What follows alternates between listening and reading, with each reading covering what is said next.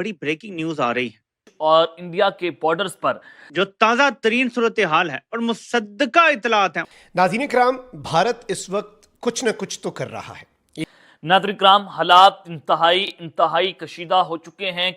भारत का emergency mode आपको मुसलसल ऑन होता हुआ या उसके अंदर शिद्दत आती भी जा रही है। इसी के पास बीआरओ का नया ब्रह्मास्त्र तैयार।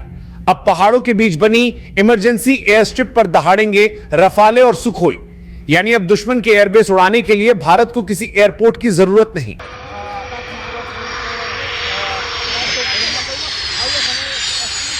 पसंद नरेंद्र मोदी, जो कि इस सदी में चाणक्य के, अगर मैं कहूँ कि सबसे बड़े चेले हैं तो बिल्कुल गलत नहीं होगा। उन्होंने चाणक्य के सारे उसूल ज़बानी याद कर रखे हैं। तो भारत चीन से जुड़ी एक बड़ी खबर आ रही है। भारत चीन सीमा पर तमाम फौजें हाई अलर्ट पर थीं। राफेल और सुखोई की ये लैंडिंग देख लीजिए और देखिए कि किस तरह से भारतीय वायुसेना सीमावर्ती इलाकों में अब अपनी ताकत का इजाफा कर रही है। ये बहुत बड़ी डेवलपमेंट है। ये तस्वीरें सामने आई हैं सड़क पर उतरते हुए राफेल और सुखोई की असम के डिब्रूगढ़ जिले से। वहां स्थित मोरान आपातकालीन लैंडिंग सुविधा यानी कि इमरजेंसी लैंडिंग फैसिलिटी ने एक ऐतिहासिक पड़ाव पार किया। भारतीय वायुसेना के उन्नत लड़ाकू विमान राफेल ने पहली बार इस हाईवे आधारित हवाई पट्टी पर सफल लैंडिंग की, जिसकी तस्वीरें भी अब पूरी दुनिया देख रही है। जो इनके प्लेटफॉर्म्स है ना, और वो एक तो सिंकिंग बहुत अच्छी है उनकी डिप्लॉयमेंट जो है वो बड़ी अच्छी है और उनकी ट्रेनिंग भी बहुत अच्छी है।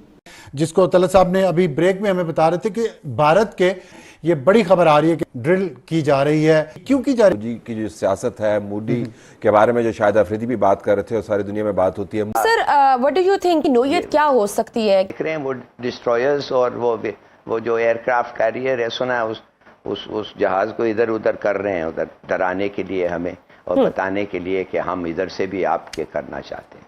ठीक, और तो हमारा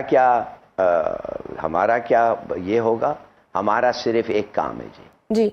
हम नहीं कह सकते कि हम हिंदू हरा देंगे, हम ये नहीं कह सकते कि हम हिंदू फतह हो जाएगा और हम दिल्ली में जाके बैठे रहेंगे। नहीं, हमारा काम एक ही है कि इनको जीतने नहीं देना है और जो भी हमारे पे डैमेज होगा उसको बर्दाश्त करना है। ये पूर्वोत्तर भारत की पहली ऐसी सुविधा है जो राष्ट्रीय राजमार्ग NH 127 के 4.2 किलोमीटर लंबे हिस्से पर विकसित की गई है। भारतीय वायुसेना ने शुरू हुए परीक्षण अभ्यास के तहत सुखोई 30 और राफेल जैसे शक्तिशाली लड़ाकू विमानों को इस पट्टी पर उतारा और उड़ान भरने का सफल प्रदर्शन किया, जैसा कि हम आपको इन तस्वीरों में दिखा रहे हैं। India is on a Himalayan building spree to prepare for a clash with China. एक building spree, infrastructure building spree पर लगा हुआ है और अरबों रुपया भारत खर्च रहा है चीन के साथ अपनी सीमाओं पर इंफ्रास्ट्रक्चर बनाने के लिए। मैडम, ख्वाजा आसिफ जो हैं वो हर रोज कोई ना कोई बात कर देते हैं। मैं अभी पढ़ रहा था, किसी इंडियन बंदे ने, दोस्त ने लिखा हुआ था, उसने कहा जी कि ख्वाजा आसिफ के remarks that US treating us as a toilet paper. ये क्या बात हुई? मतलब यहाँ जो ख्वाजा आसिफ ने बातें की हैं कि हमें जो है वो किस अंदाज से ट्रीट किया जाता है, और हमने जो है वो जिहाद कोई नहीं किया, हमने सुपर पावर को सर्व किया है, ये उनका मौकफ था। तो ये कैसे मैडम, ये क्या, ये बल्कि मैं आपको इस्लाम के लिए या मजहब की मोहब्बत के लिए शिरकत नहीं की थी। दोनों डिक्टेटरों को लेजिटिमेसी चाहिए थी पर एक सुपर पावर की जो है तायीद चाहिए थी। दोनों डिक्टेटरों को लेजिटिमेसी चाहिए थी और एक सुपर पावर की तायीद चाहिए थी, इसलिए वो दोनों जंगें, यानी कि वॉर अगेंस्ट टेररिज्म भी और उससे पहले भी। क्या कहती है मैडम, इस पे इनका क्या मौकफ है, ये क्या कह रहे हैं? क्या आपने कभी सोचा था कि हमारे फाइटर जेट्स किसी हाईटेक एयरबेस से नहीं बल्कि एक आम सड़क से टेक ऑफ करेंगे? जी हाँ, चाइना बॉर्डर के पास इंडिया ने कुछ ऐसा ही कर दिखाया है जिसने दुश्मन के होश उड़ा दिए हैं। हम बात कर रहे हैं इंडिया के उन एयर बीस्ट की, रफाल और सुखोई, जिन्होंने बॉर्डर की इमरजेंसी लैंडिंग स्ट्रिप पर उतारा जा सकता है। ये सिर्फ एक एक्सरसाइज नहीं है, ये चाइना के लिए एक क्लियर वार्निंग सिग्नल है। दोस्तों, पहले बॉर्डर एरियाज में कनेक्टिविटी एक बहुत बड़ा सरदर्द हुआ करती थी, लेकिन अब सीन पूरी तरह बदल चुका है। BRO यानी बॉर्डर रोड ऑर्गेनाइजेशन ने दिन रात करके एक ऐसी रोड और टनल तैयार की है जो हैवी मिलिट्री मूवमेंट्स को सपोर्ट कर सकती है। अभी हाल ही में जो वीडियो वायरल हो रही है उसमें आप देख सकते हैं कि कैसे इंडिया ने चाइना बॉर्डर के बिल्कुल करीब एक इमरजेंसी लैंडिंग फैसिलिटी तैयार की है। इसका फ़ायदा क्या होगा मैं बताता हूँ। अगर वॉर के टाइम में मेन एयरबेस टारगेट होते हैं तो हमारे जेट्स इन्हीं हाईवेज का यूज़ करके दुश्मन पर पलटवार कर सकते हैं। This is a pure strategic brilliance. Planes की पावर भी बहुत है। एक तरफ रफाइल इसका इलेक्ट्रॉनिक वॉरफेयर सूट और लॉन्ग रेंज मिसाइल इसे डेडली बनाता ही है, वहीं दूसरी तरफ हमारा air superiority fighter Sukhoi 30 MKI। इन दोनों का कॉम्बो चाइना के लिए एक बहुत बड़ा नाइटमेयर है। जब ये जेट्स बॉर्डर पर एक साथ दहाड़ते हैं तो रडार पर इनकी प्रेजेंस ही दुश्मन को पीछे हटने पर मजबूर कर देती है।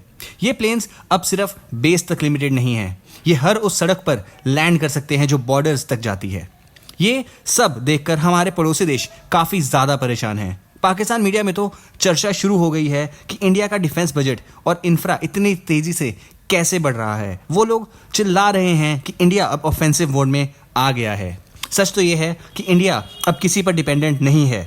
हमें अपने लॉजिस्टिक्स और कॉम्बैट रेडीनेस को इतना बूस्ट कर लिया है कि हम मिनटों में किसी भी सिचुएशन को हैंडल कर सकते हैं।